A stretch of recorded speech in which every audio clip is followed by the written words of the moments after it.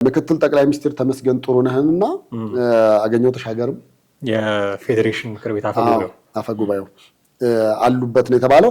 19 ሰዎች ነው ሄሊኮፕተሯ ጭናለች የተባለው። በሞርታር ስናስጨነቃቸው በሄሊኮፕተር አመለጡን ብሎ ነበር ማርሸት ሳዩ ላባቸው በሶፍት እየጠረጉ አመለጡን ሲል ነበር። ሁለቱንም ለማመን የሚያስቸግርበት ምክንያት መንግስትም በመግለጫው ታጣቂ ኃይል መታኝ ወይ ፋኖ መታኝ ብሎ ሊናገር አይችልም፣ አንጠብቅም።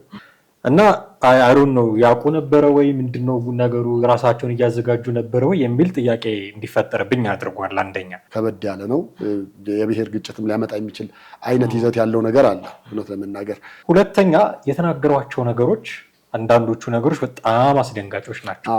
በጣም አስደንጋጮች ናቸውና እንዲህ ያሉ ነገሮች በአደባባይ በአዳራሽ መሃል ስትናገር አያወጡትም ብለህ አስበህ